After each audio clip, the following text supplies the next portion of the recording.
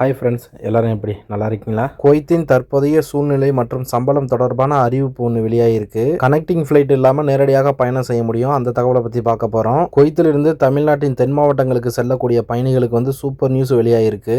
இந்த வீடியோ குவைத்தில் வேலை பார்க்கக்கூடிய தொழிலாளர்களுக்கான சம்பளம் மற்றும் நேரடி விமான சேவையை பற்றி சொல்ல போகுது. அதனால இதை பார்க்கக்கூடிய வியூவர்ஸ் நீங்க பார்க்கறது மட்டும் இல்லாமல் நம்மளோட ஃப்ரெண்ட்ஸ் அண்ட் ஃபேமிலிக்கும் வீடியோவை ஷேர் செஞ்சு விட்டுட்டு முக்கியமான தகவல்களை உங்க கிட்ட கொண்டு வந்து சேர்க்கிற என்னைய சப்ஸ்கிரைப் பண்ண மறந்துடாதீங்க. இப்போ பார்த்தீங்கன்னா குவைத்தில் எது மாதிரியான சூழ்நிலைகள் போயிட்டு இருக்குது அப்படிங்கிறது இங்கே இருந்து வேலை பார்க்கக்கூடிய நபர்களுக்கு தெரியும். இந்த சூழ்நிலையிலையும் பார்த்தீங்கன்னா ஒரு சில தொழிலாளர்கள்லாம் வேலைக்கு போய்கிட்டு தான் இருக்கிறாங்க. ஒரு சில தொழிலாளர்களுக்கு வேலையும் இல்லாமையும் இருந்துகிட்டு இருக்கிறாங்க. இதில் என்ன ப்ராப்ளம்னு கேட்டிங்கன்னா, இப்போ வேலைக்கு போகிறாங்கல்ல அவங்களுக்கு எதுவும் ப்ராப்ளம் கிடையாது. இப்போ வேலைக்கு போகாமல் இருக்கக்கூடிய தொழிலாளர்கள் அவர்களாக விருப்பப்பட்டு வேலைக்கு போகாமல் இருக்கிறது கிடையாது. ஒன்று அவர்கள் வேலை பார்க்கக்கூடிய கம்பெனியே தற்போது வேலை இல்லை அப்படிங்கிறதுனால நிப்பாட்டி வச்சிருக்கிறதுக்கு வாய்ப்புகள் இருக்குது. இது நான் கம்பெனிக்கு மட்டும் சொல்ல கிடையாது. இப்போ பேசிக்காக இங்கே குவைத்துக்கு ஒரு ஒர்க்குன்னு சொல்லிட்டு வந்துட்டு இருக்கிறாங்களா, அது வீடோ இல்லை கம்பெனியோ எதுவாக வேண்டாலும் இருக்கட்டும், அவங்க எல்லாத்துக்கும் பொதுவான ஒரு இதுதான். இப்போ நடக்கக்கூடிய இந்த சூழ்நிலைகளை எல்லாம் ஒரு காரணம் காட்டி அவங்களுக்கு சம்பளம் கொடுக்காம வைத்திருக்கக்கூடிய அந்த முதலாளிகளுக்கு எதிரான நடவடிக்கைகளை மேற்கொள்ளப்படும் என்று தற்போது அதிகாரிகள்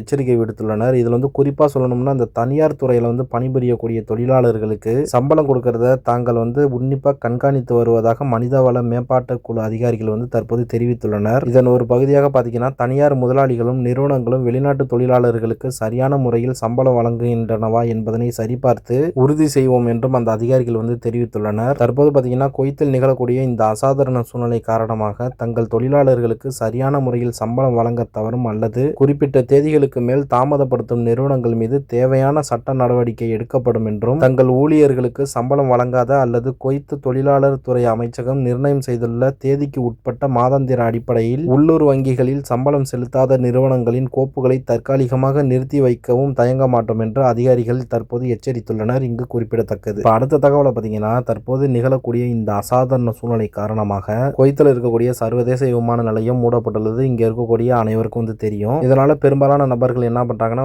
இங்க சவுதியில இருக்கக்கூடிய இந்த தமாமோ இல்லைன்னா இங்க அல்கைசுமா ஏர்போர்ட் வழியாக அவங்களோட பயணத்தை மேற்கொள்றாங்க. இப்படி அவங்க பயணத்தை மேற்கொண்டாலும் இப்ப இந்தியாவுக்கு போறாங்கன்னா அவங்க ஒன்று சென்னைக்கு இல்லைன்னா வேற மும்பை இல்லைன்னா டெல்லி, ஹைதராபாத் இது மாதிரியான மாநிலங்களுக்கு மட்டும் தான் ஃப்ளைட்ஸ் இருந்துட்டு இருந்துச்சு. இதனால இப்போ தமிழ்நாட்டுக்கு இப்போ ஒருவேளை இப்போ தென் மாவட்டங்களுக்கு போகக்கூடியவர்களுக்கு இப்போ சென்னையில் இறங்கி அவங்களுக்கு ஊருக்கு போகிறதுக்கு ரொம்ப வசதி இல்லாமல் இருந்திருக்கும். இப்போ பார்த்தீங்கன்னா, ஜசீரா ஏர்வேஸ் நிறுவனம் இருக்குதுல, அவங்க ஒரு அறிவிப்பு கொடுத்துருக்காங்க. இப்போ மதுரைக்கு பார்த்தீங்கன்னா ஏப்ரல் 16ஆம் தேதி முதல் அவர்களுடைய சேவையை தொடங்க இருப்பதாக சொல்லியிருக்கிறாங்க. அதனால மதுரை மற்றும் அதை சுற்றியுள்ள பகுதிகளுக்கு செல்லக்கூடிய பயணிகள் இந்த ஒரு ஃப்ளைட்ஸை மிஸ் பண்ணிடாம அதை பயன்படுத்திக்கிங்க. அது மாதிரி பார்த்தீங்கன்னா, இங்கே குவைத்திலேருந்து திருச்சிராப்பள்ளிக்கு ஏப்ரல் 7லேருந்து புதிய சேவை தொடங்க இருப்பதாக சொல்லியிருக்கிறாங்க. நான் சொல்ற இந்த டீடைல்ஸ் எல்லாமே இந்த ஜசீரா ஏர்வேஸ் நிறுவனத்தை சம்பந்தப்பட்டது மட்டும்தான். உங்களுக்கு ஏதாவது டவுட்ஸ் இருந்துச்சுன்னா இங்க இருக்கக்கூடிய ஜசீரா ஏர்வேஸ் நிறுவனத்தை கான்டாக்ட் பண்ணி நீங்க டீடைல்ஸ் கேட்டுக்கோங்க. மறுபடியும் சொல்லிட்டேன், இங்க குவைத் ஏர்போர்ட்லேருந்து ஃப்ளைட்ஸ் எதுவும் போக கிடையாது. நீங்க போறதா இருந்துச்சுன்னா ஒன்று தமாமோ இல்லைன்னா